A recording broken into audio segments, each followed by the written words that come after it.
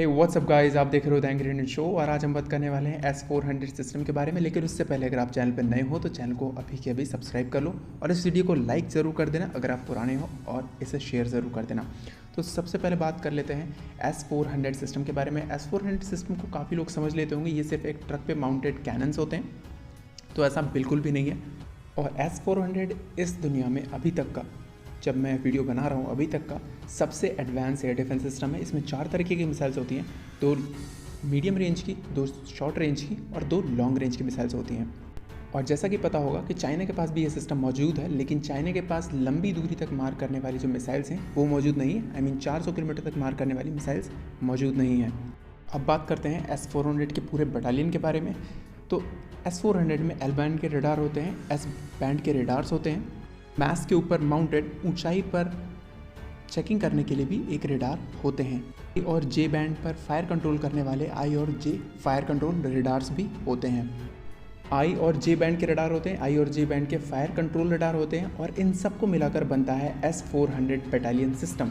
ये एक पूरा यूनिट होता है S400 का, तब जाके इसे एक जगह पे डिप्लॉय किया जाता है। इस सिस्टम से मिसाइल लॉन्च करने के लिए जो गैस ट्यूब होती है उससे गैस का यूज़ करके मिसाइल को 30 मीटर तक हवा में उछाल दिया जाता है, जहाँ पे जाके इसका रॉकेट मोटर स्टार्ट हो जाता है और दिशा बदलने के बाद ये अपने टारगेट की ओर चल पड़ती है। इसमें प्रॉब्लम ये आती है कि इसे हवा में उछालने के बाद इसकी मैक्सिमम रेंज तो बढ़ जाती है, लेकिन मिनिमम रेंज कम हो जाती है। जैसे कि इसकी रेंज जो है वो 40 से 400 किलोमीटर तक ही रह जाती है। और जैसा कि भी स्क्रीन पे देख पा रहे होगे, तो लॉन्ग रेंज सर्विलांस रडार है वो 600 किलोमीटर से किसी भी टारगेट को डिटेक्ट कर सकता है। उसके बाद वो कमांड व्हीकल को सिग्नल देता है और कमांड व्हीकल उसे ऑर्डर देता है कि मिसाइल अब लॉन्च करना है। और जो इंगेजमेंट रडार है वो मिसाइल्स और एयरक्राफ्ट दोनों को ही एक साथ टारगेट करता है और डिटेक्ट करके मिसाइल्स को मनूवर करने में क्षमता देता है, फिर मिसाइल उसे हिट करती है। इसके मिसाइल्स के बारे में, तो इसका जो फर्स्ट मिसाइल है लंबी दूरी वाली वो 48N6DM, जो कि 400 किलोमीटर से आने वाले टारगेट को भी डिटेक्ट करके हिट कर सकती है।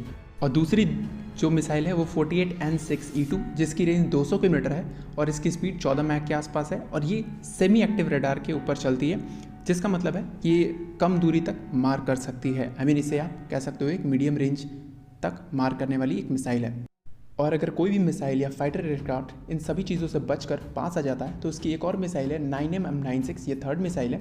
इसकी रेंज 120 किलोमीटर की होती है और 3.3 मैक से ये उड़ सकती है।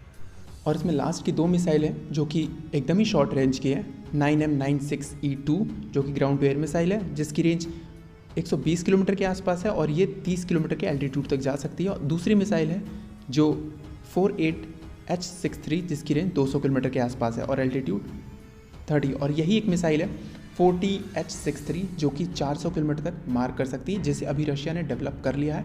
और सिर्फ ये इंडिया एक पहला ही कंट्री है जिसे 400 किलोमीटर वाली मिसाइल मिलेंगी। और इस सिस्टम में यूज़ किए जाने वाले 40EX MR रेडार जो कि मास्ट के ऊपर माउंट किए जाते हैं, इस मास्ट की ऊंचाई कम से कम 30 मीटर होती है। इससे कम ऊंचाई पे उड़ रहे क्रूज मिसाइल्स, ड्रोन्स और फाइटर एयरक्राफ्ट्स को भी डिटेक्ट किया जा सकता है। और ये सिस्टम एक ऑप्शनल सिस्टम है जो कि सिर्फ और सिर्फ अभी इंडिया को ही मिला हुआ है। अब आप देखो कि S400 काम कैसे करता है। इस समय मैं 55K6E, जो कि अगर आप नहीं समझ पा रहे हो तो आप वीडियो के प्रीवियस में मैंने सबसे फर्स्ट जो लगाया हुआ उसमें जाके आप देख सकते हो, उसमें मैं बैठा हुआ और मेरे रडार ने अभी डिटेक्ट कर लिया कि एक एयरक्राफ्ट हमारी ओर आ रहा है। आई मीन एयरक्राफ्ट का एक ग्रुप जो कि हमारी ओर बढ़ रहा है। उसके बाद जो हमारा कंट्रोल सिस्टम है उससे एक इन्फॉर्मेशन दी जाएगी कि हमें उस एयरक्राफ्ट को हिट करना है, और लॉन्चर से जो कैनन्स हैं उससे परमिशन दे दी जाएगी और वहाँ से 2 मिसाइल्स लॉन्च करा दी जाएंगी। 2 मिसाइल्स पर एक एयरक्राफ्ट के लगेगी, क्योंकि अगर वो एयरक्राफ्ट उसे वहाँ से चकमा दे के निकल जाएगा तो दूसरी जो शॉर्ट रेंज की मिसाइल्स हैं उसे वहाँ पे गिरा सकें। इसी तरीके से और भी जितने भी एयरक्राफ्ट्स हैं उन्हें गिरा दिया जाएगा। तो अब सिचुएशन आती है इंडिया के पास, जब ये S400 सिस्टम आएगा तो इंडिया इसे कहाँ पे डिप्लॉय करने वाला है। 3 जो हमारे सिस्टम्स हैं वो ऑलमोस्ट पाकिस्तान के बॉर्डर्स पे लगाए जाएंगे, जो कि एक पूरा एरिया कवर करेंगे। जिससे आप समझ पा रहे होगे, हम अगर कभी भी कोई भी एयरक्राफ्ट पाकिस्तान से उड़ान भरता है, अगर वो इवन पेट्रोलिंग कर रहा है अपने एरिया में, तब भी हम उनकी सिचुएशन और उनकी एग्जैक्ट लोकेशन जान पाएंगे। और हमारे 2 जो रडार्स हैं, एक उत्तराखंड में और एक नॉर्थ ईस्ट में लगाए जाएंगे, जो कि पूरे नॉर्थ ईस्ट एरिया को ही कवर करेंगे।